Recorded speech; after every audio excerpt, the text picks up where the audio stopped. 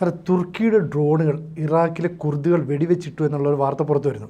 അങ്ങനെയാണെങ്കിൽ ഇറാഖിലെ കുർദുകൾക്ക് ആരോ പുറത്തുനിന്നൊരു സഹായം ചെയ്തല്ലോ. മാത്രമല്ല, ഈ ഡ്രോണുകളുടെ വിശ്വാസ്യതയും ചോദ്യം ചെയ്യപ്പെട്ടില്ലേ? ഡ്രോണിൻ്റെ പെരുമ വെള്ളത്തിലായി എന്നുള്ളതാണ് വാസ്തവം. കുർദുകൾ ഇറാഖിൻ്റെ മേഖലയിലാണ് കുർദുകളുള്ളത്. നേരത്തെ സദ്ദാം ഹുസൈനും കുർദുകൾക്കെതിരായിരുന്നു. തുർക്കി കുർദുകൾക്കെതിരാണ്. അത് സിറിയയിലും നമ്മൾ കാണുന്നതാണ്. കുർദുകളെ അവരുടെ തുർക്കി ആക്രമിക്കുന്നതൊക്കെ നമുക്കറിയാം. അപ്പോൾ കുർദുകളുടെ കുർദിസ്ഥാൻ വർക്കേഴ്സ് പാർട്ടി PKK എന്നാണ് ഇംഗ്ലീഷിൽ, കുർദിസ്ഥാൻ വർക്കേഴ്സ് പാർട്ടി. അതിനൊരു പട്ടാള വിഭാഗമുണ്ട്. ആ പട്ടാള വിഭാഗമാണ് ഇത് കുർദ് മേഖലകളിൽ നിരീക്ഷണം നടത്തിക്കൊണ്ടിരുന്ന തുർക്കി ഡ്രോൺ വെടിവെച്ചിട്ടത്. അപ്പോൾ ഈ വെടിവെച്ചിട്ടത് ഇറാൻ്റെ ഒരു മിസൈൽ സഹായത്തോടു കൂടിയാണ് എന്നുള്ള വിവരവും പുറത്തു വന്നിട്ടുണ്ട്. ഈ കുർദുകളും തുർക്കിയും തമ്മിലൊരു വെടിനിർത്തൽ ഈ കഴിഞ്ഞ ജനുവരിയിൽ നടന്നതാണ്. ആ വെടിനിർത്തലിൻ്റെ ലംഘനമാണ് ഇപ്പോൾ സംഭവിച്ചിരിക്കുന്നത്. തുർക്കി അവരുടെ ഡ്രോൺ അവിടെ നിരീക്ഷണം നടത്തിയ കാര്യം നിഷേധിച്ചിട്ടുണ്ട്. പക്ഷെ നിഷേധിച്ചിട്ട് കാര്യമില്ല. എന്താണെന്ന് വെച്ചാൽ ഈ വെടിവെച്ചിടുന്നതിൻ്റെ ഫുട്ടേജ് ഈ PKK Kurdistan workers party release ചെയ്തിട്ടുണ്ട്. ഇതിൻ്റെ വെടിവെച്ചിടുന്ന ദൃശ്യങ്ങളുമൊക്കെ അവൈലബിൾ ആണ്. ഇത് അടുത്ത കാലത്ത് യുക്രൈനിലുമൊക്കെ വളരെ വിജയകരമായിരുന്നു ഇതിൻ്റെ പ്രവർത്തനം എന്ന് വിലയിരുത്തിയിട്ടുള്ളൊരു ഡ്രോണാണ് ഈ തുർക്കിയുടെ.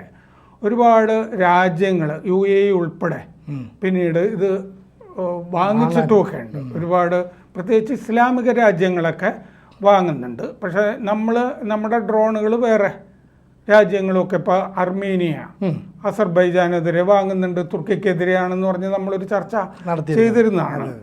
അപ്പോൾ ബെറാക്ടർ എന്ന് പറഞ്ഞ ഡ്രോണാണിത്. ബെറാക്ടർ അക്കിൻസി, AKINCI ക്യാപിറ്റൽ ലെറ്റേഴ്സിൽ ബെറാക്ടർ അക്കിൻസി എന്നാണ് ഇതിൻ്റെ പേര്. UAV ആണ് എന്ന് പറഞ്ഞാൽ അൺമാൻഡ് ഏറിയൽ വെഹിക്കിളിൽ പെടും, ആളില്ലാതെ വരുന്നതാണ്. പക്ഷേ ഇതിന് ഈ സ്ഫോടകങ്ങളൊക്കെ വഹിക്കാൻ കഴിയുന്ന ഡ്രോണാണിത്. അത്യാവശ്യം പണിയൊക്കെ ചെയ്യാവുന്ന, ഓരോ സ്ഥലത്തും പോയി ചെയ്യാവുന്ന ഡ്രോണാണ്. അപ്പോൾ ഇറാൻ്റെ അതിർത്തിയായ ക്വാൻഡിൽ എന്ന് പറഞ്ഞ മേഖലയിലാണ് ഈ സംഭവം നടന്നിരിക്കുന്നത്, ഈ വെടിവെച്ചിട്ടിരിക്കുന്നത്, ഈ തുർക്കിയുടെ ഡ്രോൺ വെടിവെച്ചിട്ടത്. അപ്പോൾ ഈ PKK കുർദിസ്ഥാൻ വർക്കേഴ്സ് പാർട്ടിക്ക് സായുധ വിഭാഗമുണ്ട്, പീപ്പിൾസ് ഡിഫൻസ് ഫോഴ്സ് എന്നാണ് അതിൻ്റെ പേര്. HPG എന്നാണ് ഇംഗ്ലീഷിൽ ഷോർട്ട് ഫോമായിട്ട് വരുന്നത്. അത് കഴിഞ്ഞ ദിവസം വൈകുന്നേരം 7:30 7:20 ഈ സംഭവം ഉണ്ടായത്. അപ്പോൾ ഈ വെടിവെച്ചിടാൻ പറ്റില്ല, ഒരു കാരണവശാലും ഈ ഡ്രോണിന് വേറൊരു ആക്രമണകാരിക്കും വെടിവെച്ചിടാൻ പറ്റില്ല എന്നുള്ള ഒരു ഹുങ്ക് തുർക്കിക്കുണ്ടായിരുന്നു. ഇതിന് അങ്ങനെയുള്ള ചില പരിപാടികളൊക്കെ തുർക്കിക്കുണ്ട്. അതൊക്കെ കയറും. ഏത് ശത്രുവിനും അങ്ങനെ ആക്രമിക്കാൻ കഴിയില്ല. അതുകൊണ്ടാണല്ലോ ഇത് പല രാജ്യങ്ങളും വാങ്ങിക്കുന്നത്. അതിൽ തുള വീണു ആ വിശ്വാസത്തിലിപ്പോൾ. അങ്ങനെ ഒരു പെരുമ ഉണ്ടായിരുന്നതിൽ തുള വീണു. അപ്പോൾ തുർക്കിയും ഈ PKKയും കുർദിസ്ഥാൻ പാർട്ടിയും തമ്മിൽ മാർച്ച് 1 ആണ് വെടിനിർത്തൽ ഒപ്പിട്ട ശേഷം ഒപ്പിട്ടത്. അതിന് ശേഷം നടന്ന ലംഘനമാണ് ഇപ്പോൾ. വെടിനിർത്തൽ ലംഘനമായിട്ടാണ് ഇത് വന്നിരിക്കുന്നത്, തുർക്കി നടത്തിയത്. അപ്പോൾ PKKയുടെ നേതാവ് അബ്ദുള്ള ഒക്കാലൻ, അദ്ദേഹം തടവിലാണ്. അപ്പോൾ അദ്ദേഹത്തിൻ്റെ നിർദ്ദേശപ്രകാരമാണ് ഈ ആക്ഷൻ എന്ന റിപ്പോർട്ടുകളിൽ കാണുന്നുണ്ട്. അബ്ദുള്ള ഒക്കാലൻ തടവിലാണ് അദ്ദേഹം ഇറാഖിൽ. 4 ദശകമായി കുർദുകളും ഈ തുർക്കിയും തമ്മിൽ സംഘർഷം നിലനിൽക്കുന്നുണ്ട്. ഈ കുർദുകൾ എന്ന് പറഞ്ഞ ഒരു വംശത്തോട് വംശീയമായ ക്ഷോഭമാണ് ഈ തുർക്കിക്കുള്ളത്. തുർക്കി നേരത്തെ തന്നെ മറ്റേ അർമീനിയക്കാരെ വംശഹത്യ നടത്തിയതാണ്. അർമീനിയക്കാർ ക്രൈസ്തവരുമൊക്കെ ആണല്ലോ. അത് വംശഹത്യയായിട്ട് ഐക്യരാഷ്ട്രസഭ അംഗീകരിച്ചിട്ടുണ്ട്. അപ്പോൾ തുർക്കിക്ക് ഇങ്ങനത്തെ ഒരു സ്വഭാവം പണ്ട് തൊട്ടേ ഉണ്ട്. ഖലീഫ തുർക്കിയുടെ സുൽത്താനായിരുന്നല്ലോ പണ്ട്, ഖിലാഫത്ത് എന്ന് പറയുന്നത്. അപ്പോൾ തുർക്കിയുടെ ഡ്രോൺ ഇറാഖിൽ, സിറിയയിൽ ഒക്കെ ഈ PKKക്കെതിരെ നേരത്തെ തുർക്കി ഉപയോഗിച്ചിട്ടുള്ളതാണ്. സിറിയയിൽ ഉപയോഗിച്ചിട്ടുണ്ട്, ഇറാഖിൽ ഉപയോഗിച്ചിട്ടുണ്ട്. വലിയ ഹൈ ഓൾട്ടിറ്റ്യൂഡിൽ അതിന് പറക്കാം. പിന്നെ പേലോഡ്, അതിലെ ആയുധം, അതും വഹിക്കാനുള്ള ശേഷിയൊക്കെ അതിനുണ്ട്. ഇറാൻ്റെ 358 എന്ന മിസൈലാണ് ഈ ഡ്രോണിന് വെടിവെച്ചിട്ടിരിക്കുന്നത്. എന്ന് പറഞ്ഞാൽ ഇറാൻ നേരിട്ട് നശിപ്പിക്കുകയല്ല, ഇറാൻ PKKക്ക്, കുർദുകൾക്ക് കൊടുത്തിട്ട് കുർദുകൾ ചെയ്യാണ്. അപ്പോൾ ഇറാൻ്റെ മിസൈലാണ് ഇത് ചെയ്തിരിക്കുന്നത്, തുർക്കിയുടെ ഡ്രോണിനെ വെടിവെച്ചിട്ടിരിക്കുന്നത്. അപ്പോൾ സാധാരണ വിമാനമൊക്കെ ഈ വെടിവെച്ചിടുമ്പോൾ റഡാറിൻ്റെ സഹായം സാധാരണ ഡ്രോണുകൾക്ക് അത് ആണ് ചെയ്യാറുള്ളത്. പക്ഷേ ഈ 358 എന്ന് പറഞ്ഞ ഇറാൻ്റെ മിസൈലിന് ഈ റഡാറിൻ്റെ സഹായം വേണ്ട.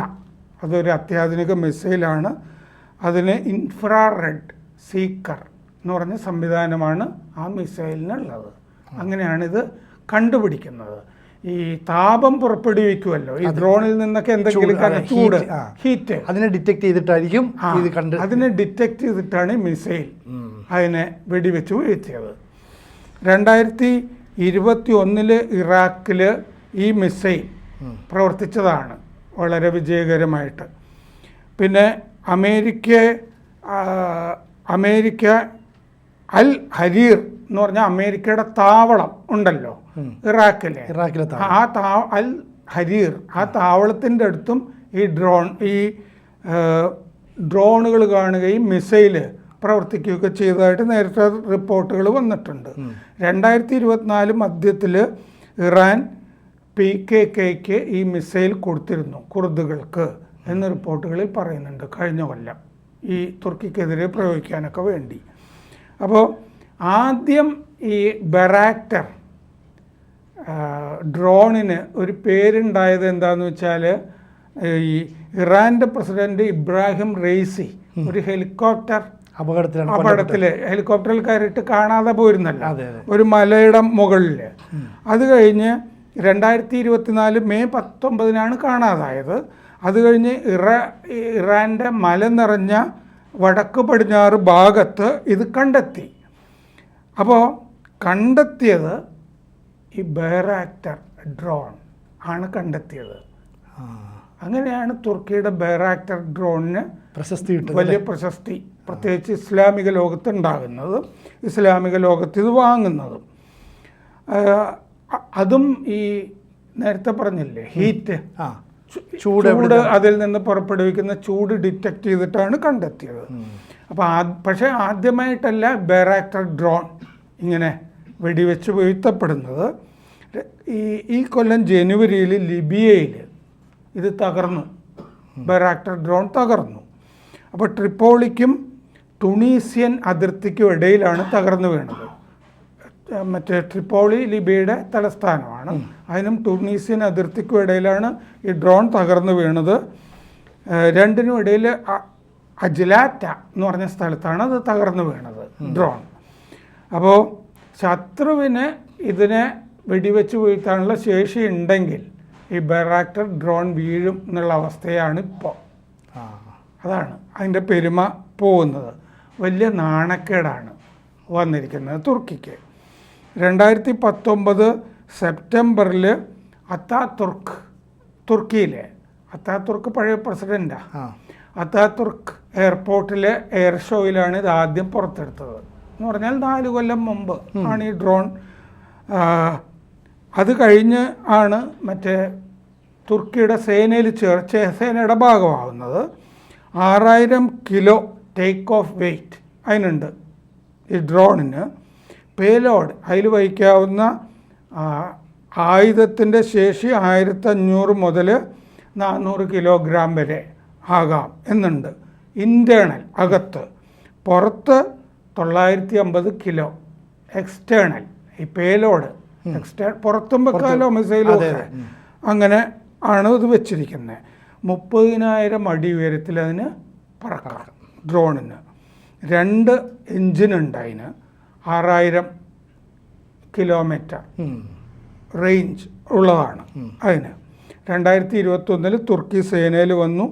സിറിയ, ഇറാഖ്, ലിബിയ ഇവിടെയൊക്കെ ഈ രാജ്യങ്ങളൊക്കെ ഇത് വാങ്ങിച്ചിട്ടുണ്ട് ബെറാക്ടർ. 2020 നഗാർണോ കാരബാക്ക് യുദ്ധമുണ്ടല്ലോ, മറ്റേ അർമീനിയയും അസർബൈജാനും തമ്മിൽ, അതിലും ഇത് അസർബൈജാന് കൊടുത്തിട്ട്, തുർക്കി കൊടുത്തിട്ട് അസർബൈജാൻ ഇത് ഉപയോഗിച്ചിരുന്നു. അതുകൊണ്ടാണ് ഇന്ത്യയിൽ നിന്ന് ഡ്രോൺ മേടിക്കുന്നത് അർമീനിയ.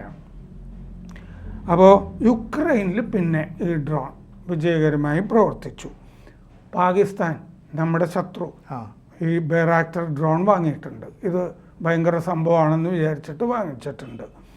തുർക്കിയുടെ ഡ്രോണുകൾ പിന്നെ ബംഗ്ലാദേശ് ഇന്ത്യയുടെ അതിർത്തിയിൽ പ്രയോഗിച്ചു എന്ന് സമീപകാലത്ത് വാർത്തകൾ വന്നിരുന്നു. ഈ ബെറാക്ടർ 2023 ഏപ്രിലാണ് പാകിസ്ഥാൻ വാങ്ങിയത്. IMF-ൽ നിന്ന് കടം മേടിച്ചൊക്കെയാണ് കഴിയുന്നത്. എന്നാലും ആയുധം വാങ്ങണമല്ലോ. അപ്പോൾ കിർഗിസ്ഥാൻ, UAE ഒക്കെ ഈ ഡ്രോൺ വാങ്ങിച്ചിട്ടുണ്ട്.